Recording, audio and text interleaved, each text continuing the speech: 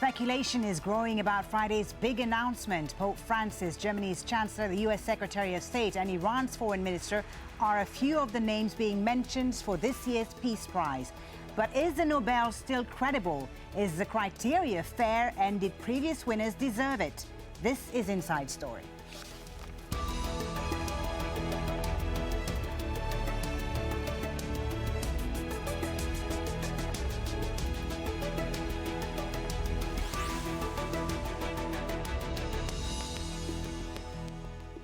Hello and welcome to the program. I'm Fuliba Thibault. It's seen by many as being the world's most prestigious award, the Nobel Peace Prize, an often controversial celebration of the great and the good. This year's winner will be announced on Friday morning, ending the yearly speculation surrounding the final decision of the notoriously secretive Nobel Committee.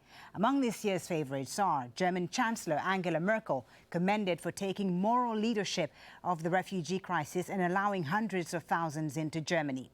Pope Francis, the popular pontiff who helped restore diplomatic relations between Cuba and the U.S. John Kerry and Mohammad Javad Zarif, the U.S. and Iranian diplomats who finally brokered a deal on Iran's nuclear program following years of intense negotiations. Gynecologist Denis Mukwege for his work in helping rape victims in the Democratic Republic of Congo.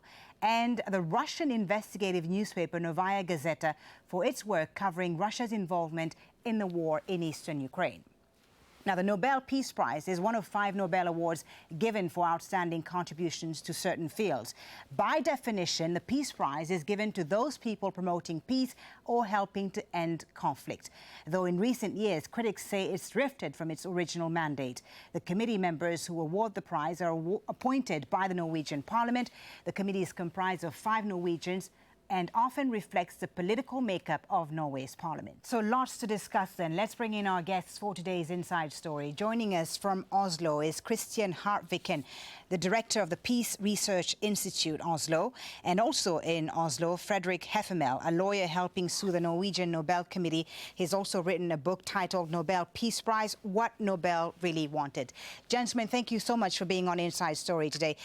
Fredrik, if I may start with you, whatever the outcome is here, there's likely to be controversy again. Before we get into the actual controversies, in your opinion, does the Nobel Peace Prize still matter today? Is it relevant?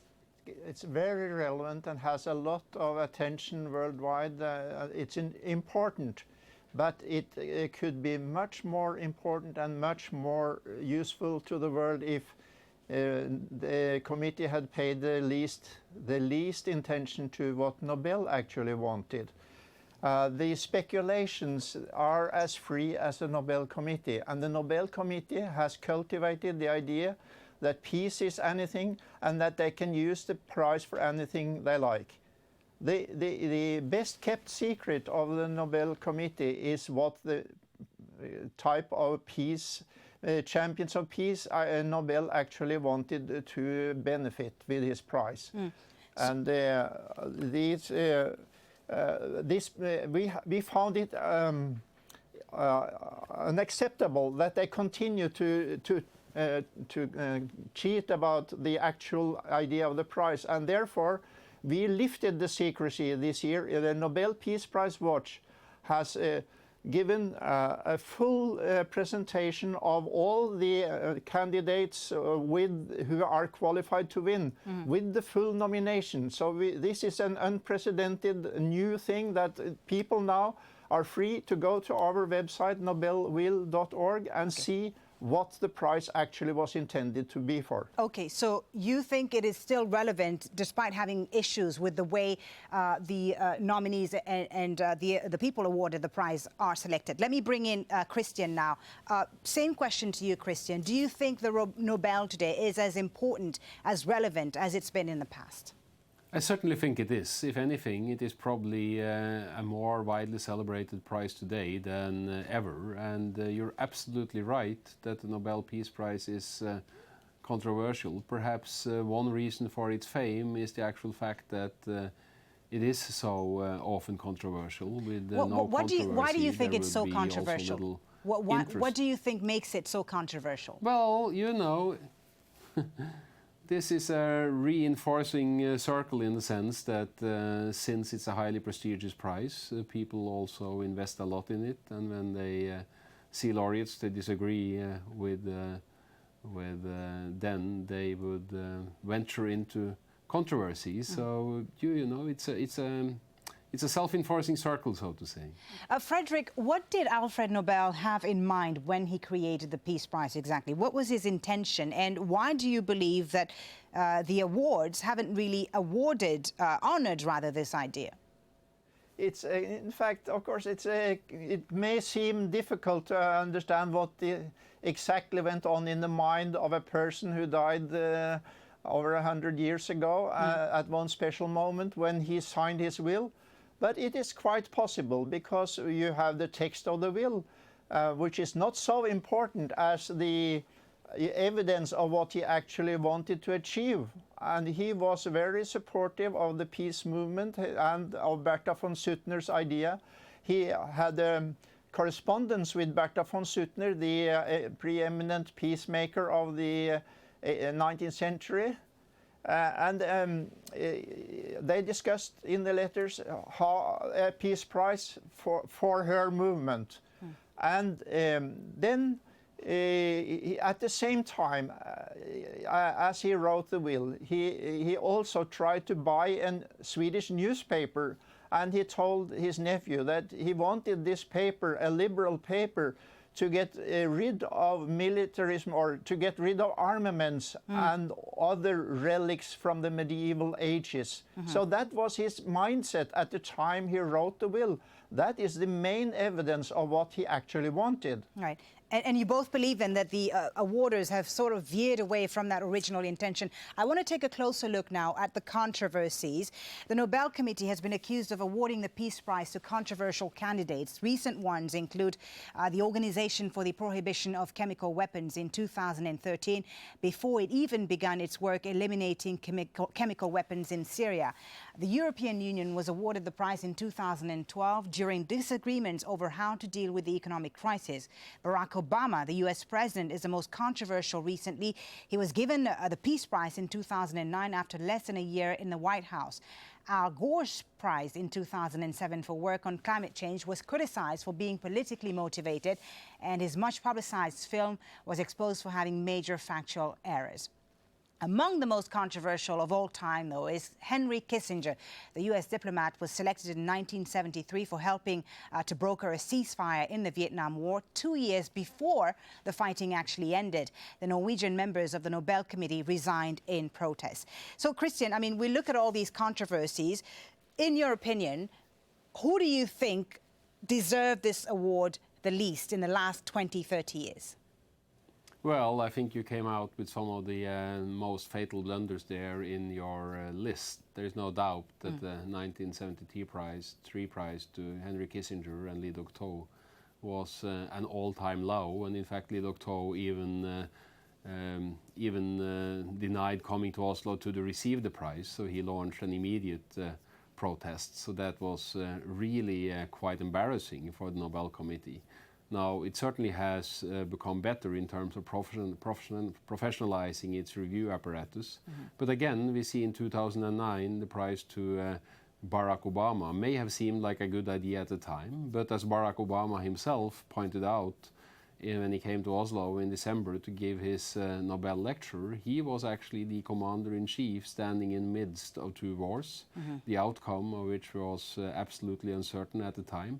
And in fact, he used the lectern that he was given as a Nobel Peace Prize laureate to defend his use of military force to build peace, a rather controversial statement. He embraced Martin Luther King, a principled pacifist, for example, but he said that he, as a state leader responsible for the security of Americans, could not abstain from using violence in the encounter with, as he said, evil. So how then do you explain that they awarded him the award? What was the reasoning behind giving Barack Obama this award in 2009? Well, I think there was a relief that we had seen the end of the George W. Bush era. There was enormous optimism with the election of Obama. His commitment to an international order, something that of course resonates very well with politicians of Norway, a small country that is entirely dependent on respect for the international rules and regulations and international institutions.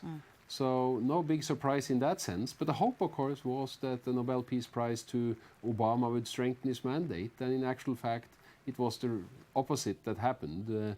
Many people in the US who were perhaps skeptical to Obama to begin with became much more skeptical when they saw the warm embrace by people non-American for his commitment to an agenda that they saw as not being in the US interest. Frederick, do you also think that the awards, the Peace Prize anyway, lost even more credibility, as many people believe, when they awarded it to Barack Obama in 2009? Do you think that was a good idea to award it to Obama? Absolutely not. What I found 8 years ago was that they had forgotten the will entirely. And my books are the first legal study of what the prize was intended to achieve.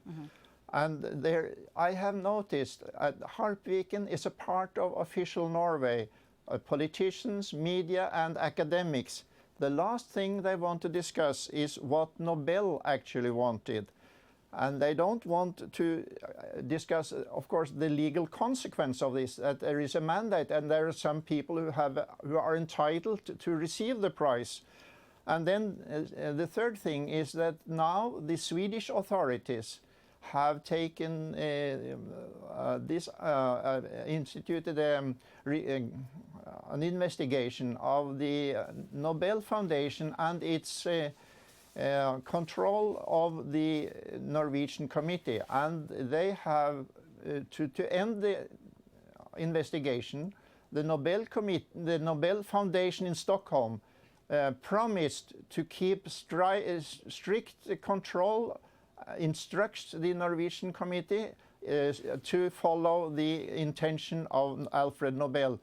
So far, this has, even if it happened in 2012, not led to any change of the practice either in Stockholm or in Oslo. You say no change, and but last year, sorry to interrupt you. Sorry to interrupt you, Frederick. You say no change, but it seems that last year's choice, in last year's choice anyway, they tried to dodge controversy by choosing Malala Yousafzai and Kailash Satyarthi. Was that not better? Was that a better choice than 2009 and the previous years? Well, it's still very irrelevant to Nobel's idea of supporting the struggle against militarism and armaments, and that security can only be achieved in cooperation. Malala Yousafzai has spoken against militarism, hasn't she? Yes, that's exactly, you get it, that's spot on. But the interesting thing is that the Nobel Committee made her entirely to a case of education for women, which is a fantastic cause, and she is a fantastic girl, no doubt about it. But it's a really good example. They didn't say a word about her anti-militaristic statements and her warning to Barack Obama when they met in the White House on October 13, 2013, against the US drone wars, and that they created resentment against the US and created terrorism, created new terrorists. So Malala was a fantastic chance for the Nobel Committee to really show that, to point the way for the youth of the world to turn against militarism. They failed that chance, and it's a very good example of the misuse of the prize. Okay, well, I want to take a look at the geographical breakdown now and look at that aspect. The Nobel Peace Prize was once almost exclusively awarded to white men from the United States or Europe. Now, things have changed, but the US, followed by the UK and Switzerland, remain the countries that have produced the most Peace Prize laureates. China, the world's most populous country, has had just one single Nobel Peace Prize winner. There hasn't been many women either, just 16 since 1901. That's less than the overall number of institutions or organizations selected for the Peace Prize. So, Christian, I mean, when you look at, the geography, the geographical distribution, what do you think, is going on here? And do you think that the trends have changed in the last 20, 30 years? Well, I think the trend started changing in the early 1960s. Until then, there were virtually no laureates from outside of the Western world. But we see a strong overrepresentation ever to the present of people from the West. Those who would defend that distribution would say that perhaps inevitable given the interest, the commitment in the Western world to an institutionalized international order. Personally, I find it quite problematic that we have such a skewed distribution, both geographically, gender-wise, and in fact also in terms of age. Historically, a lot of prizes have been given to elderly white men for their past achievements, and in many ways I think the one positive trend we have seen in recent years, and of course last year's prize, particularly to Malala Yousafzai but also to Kailash Satyarthi, underlined the change of orientation in that one looks both across generations and at new parts of the world. And we have seen a number of African winners in recent years, a number of African laureates, I should say. So how then do you think they choose the winners, Christian? I mean, I read that Hitler, Mussolini and Stalin were all nominated for the Peace Prize, Hitler in 1939. I mean, imagine if Hitler had won this Peace Prize. How do they go about choosing who wins the Nobel Peace Prize?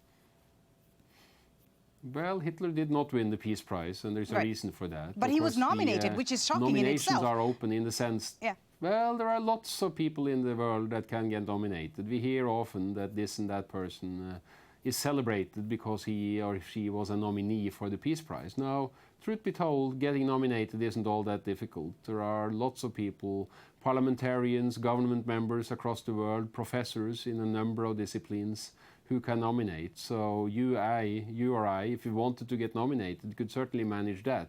It's a long way from getting nominated to be the actual awardee of the year. So how, again, how do you think then it's decided? Are politics at play here? Because when you look at, again, last year's case, you have a Pakistani and an Indian being awarded the Peace Prize. Presumably the politics also are at play here. Certainly, this is a political prize. The committee is very aware of that, and the committee is also wanting to be political in the sense that it wants to speak to issues that are high on the present-day agenda. So last year's prize was very much justified by the role that Satyarthi and Yousafzai was playing in standing up for the rights of children across a whole range of arenas, and while I agree with Heffermehl that the pacifist stance of Yousafzai in particular wasn't given the attention that it merited, it was certainly mentioned as one part of the reasoning. Her resistance to drone warfare was pretty much absent throughout the whole ceremony, which I also found problematic. But the fact that a 17-year-old was for the first time in the history awarded a Nobel Peace Prize spoke volumes of also how the committee wants to reorient itself and reorient the Peace Prize. Right.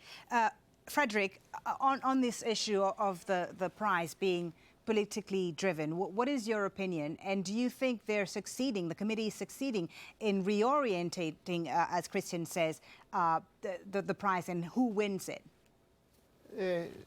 They are absolutely adamant not to pay any attention to the actual intention of demilitarizing world affairs. And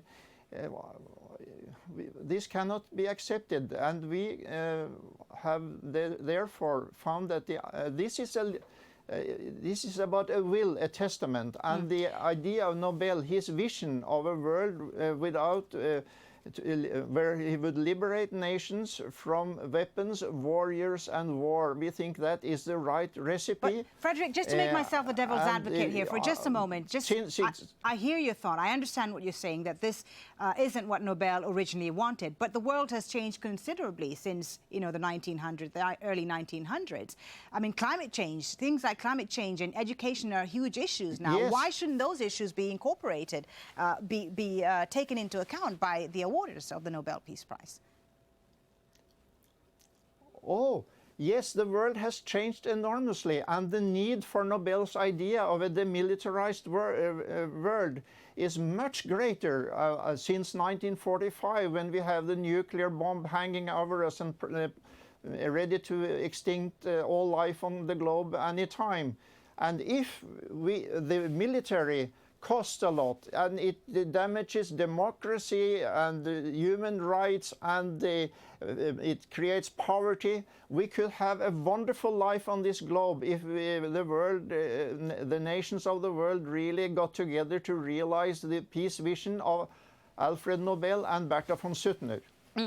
Looking once again at the geographical distribution, Christian, I wanted to ask you about China and the fact that they've had one Nobel Peace Prize winner, which was very controversial. Do you think if you're Chinese today, you have a chance of winning a Nobel Peace Prize?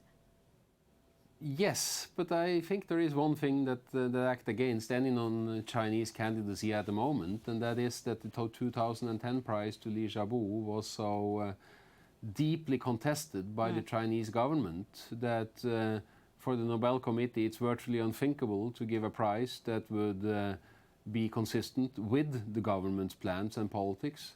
But it's equally inconceivable to give a prize to another dissident in this particular situation. Do you think that's why the Nobel Peace Prize demoted its chairman? Is that one of the reasons why the chairman of the Nobel Peace Prize was demoted earlier this year? No, I don't really think so. The chairman is still a member of the committee. I think there were other reasons at play there.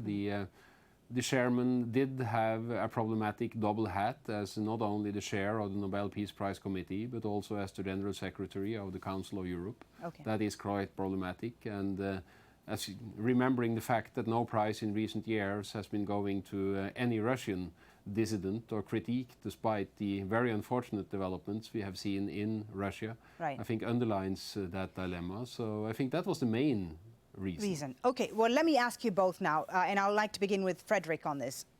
Nobel Peace Prize is going to be announced on Friday morning. Who do you think, Frederick, should be awarded the Peace Prize this year in 2015? I think a person who, if I can make a little short, 3 lines from his statement, I understand that wars and militarism makes us less safe rather than protect us, that they kill, injure and traumatize adults, children and infants, severely damage the natural environment, erode civil liberties and drain our economies, siphoning resources from life-affirming activities. I commit to engage in non-violent efforts to end all preparations for war. This person who wrote these lines, he should receive the 2015 and who is that, then? prize. Who is that? It's a man who has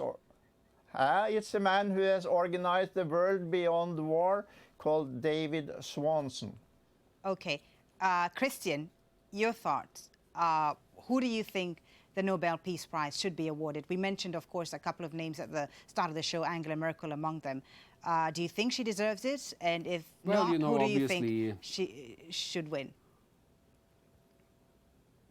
Obviously, Frederick and I have very different thoughts on this, and I don't think there's anything wrong in us disagreeing as long as there is space for accepting that disagreement may actually be genuine rather than tactical, and I stand by that my engagement in this debate is entirely genuine. I think there are a number of candidates that would resonate with the spirit of Alfred Nobel's will, and I think the committee ought to be sensitive to the spirit of the will.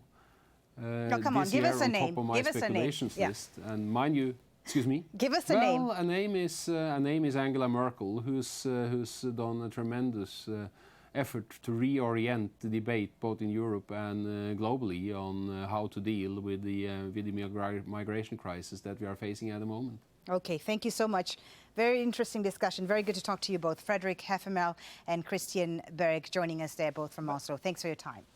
And thank you for watching. As always, you can leave your comments on the program page of our website, aljazeera.com, and you can post your views on facebook.com/AJ Inside Story, or tweet us at AJ Inside Story. From me, Foliba Thibault, and the whole team, thanks for watching. Bye for now.